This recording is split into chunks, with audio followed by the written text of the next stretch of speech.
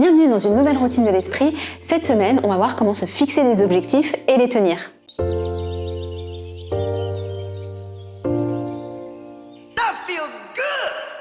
C'est la première vidéo de l'année, donc avant toute chose, je tiens à vous souhaiter une merveilleuse année. Je vous souhaite de vous fixer de beaux objectifs ambitieux, alignés avec vos envies, de pouvoir aller jusqu'au bout et de vous donner les moyens de les atteindre. Qui dit nouvelle année, dit bonne résolution. On voit par exemple sur Google des pics de recherche en janvier et en septembre sur les termes résolution, bonne résolution. À la salle de sport, c'est un peu pareil. Les hausses de fréquentation sont principalement en janvier et en septembre. Il y a une étude qui a été réalisée auprès de 3000 personnes concernant les résolutions de la nouvelle année et il s'avère que 88% des résolutions fixées échouent. Le chiffre est fort, on voit à quel point c'est difficile de tenir une résolution. Dans le top 10 des bonnes résolutions, on retrouve des thématiques liées à la santé et au bien-être physique, comme manger sainement, arrêter de fumer, faire plus de sport, perdre du poids. Et aussi des sujets liés aux finances, comme faire des économies, gagner plus d'argent. On a un problème, un comportement indésirable et on va donc mettre en place des résolutions, des actions pour changer de situation. Et bien souvent, on se concentre sur le problème et c'est notamment l'une des raisons pour lesquelles les bonnes résolutions échouent. Si je vous dis ne pensez surtout pas à un mouton rose, vous allez penser automatiquement, instinctivement à un mouton rose. Donc si maintenant vous vous dites je veux arrêter de fumer, vous allez penser à la cigarette. Donc plutôt que d'orienter vos pensées sur ce que vous ne voulez pas, réfléchissez plutôt à ce que vous désirez. Qu'est-ce que vous voulez à la place? Qu'est-ce qui est important pour vous? Et vous allez pouvoir nourrir votre cerveau d'images positives, stimulantes et motivantes. Je vous avais parlé dans la routine dédiée au changement de la puissance de la visualisation. Donc formulez vos objectifs de façon positive et très concrète en pratiquant notamment la visualisation pour vous projeter et imaginer ce que vous désirez. Le deuxième point est que souvent les objectifs sont extrinsèques et non intrinsèques.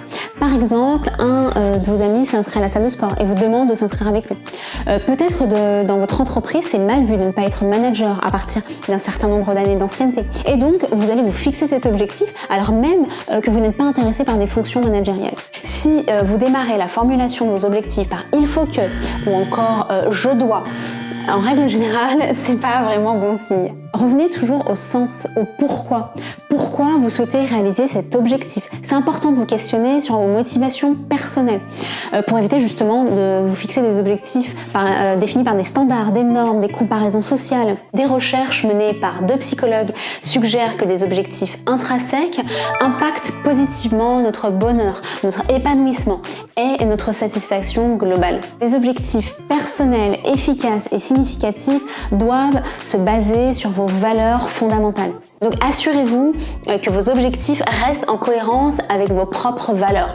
Par exemple, l'intégrité, la sécurité, la responsabilité, la créativité, l'engagement, l'ambition ou encore la collaboration. Lorsque vous effectuez des actions en désaccord avec vos valeurs, vous pouvez souffrir de dissonance cognitive et impacter votre bien-être. Soyez ambitieux, ne vous fixez pas des objectifs faciles. Des années de recherche dans le domaine de la fixation d'objectifs, effectuées par un psychologue américain, ont démontré que des objectifs stimulants, difficiles mais réalisables conduisent à de meilleures performances par rapport à des objectifs faciles ou trop flous.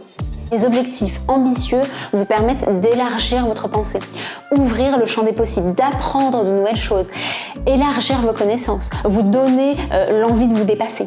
Il y a 2 types d'objectifs, les objectifs de performance et les objectifs d'apprentissage. Les objectifs de performance peuvent être décourageants parce que parfois trop ambitieux. Si par exemple, vous ne parlez pas un mot espagnol, vous pouvez tenter de vous fixer un objectif de performance, d'être bilingue espagnol. Ou un objectif d'apprentissage qui pourrait être je veux apprendre 10 nouveaux mots espagnols par semaine pendant 3 mois. Statistiquement, des objectifs d'apprentissage peuvent conduire à des performances plus élevées parce que la motivation est plus forte et l'objectif moins décourageant. Une fois que vous avez réfléchi à vos objectifs, que vous les avez visualisés, écrivez-les, déterminez un plan d'action et parlez-en à vos amis. Des objectifs bien planifiés, écrits et partagés ont un impact sur les performances et les réalisations. C'est ce qu'a voulu démontrer une psychologue de l'Université de Californie. Près de 300 personnes ont participé à cette étude. C'est divisé en 5 groupes. Le premier groupe devait réfléchir à des objectifs, ce qui s'était réalisé dans 4 semaines. Ils avaient un ensemble de critères pour pouvoir les prioriser, comme la difficulté, l'importance, leurs ressources, leur motivation. Le deuxième groupe devait faire la même chose, mais en plus devait écrire leurs objectifs. Même chose pour le groupe 3, qui devait en plus formuler un plan d'action. Le quatrième groupe devait également faire l'ensemble de ces tâches, mais en plus devait envoyer leurs objectifs à des amis.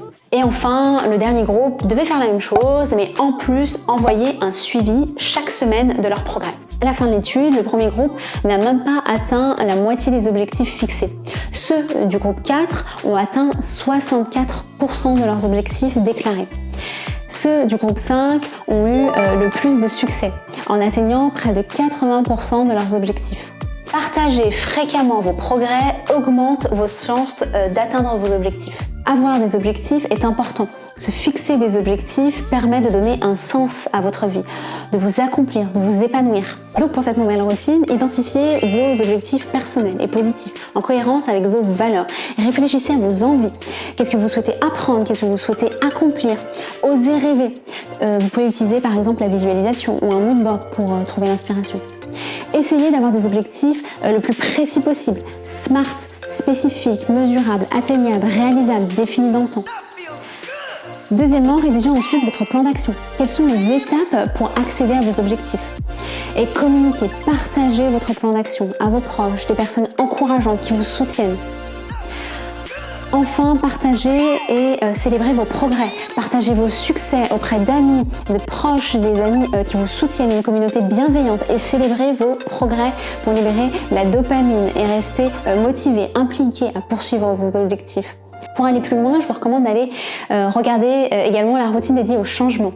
Vous avez été très actifs sur les réseaux sociaux, donc déjà je vous remercie, et d'autre part, vous avez apprécié avoir plus de temps pour appliquer vos routines. Donc je ne vous retrouverai pas samedi prochain pour une nouvelle routine, mais samedi d'après, ce qui vous laisse 15 jours pour tester, expérimenter la routine actuelle. Je reste active sur les réseaux sociaux, donc n'hésitez pas à m'y suivre et surtout à partager vos progrès en utilisant le hashtag routine de l'esprit. Quant à moi, je vous souhaite une très belle journée et je vous dis à très vite.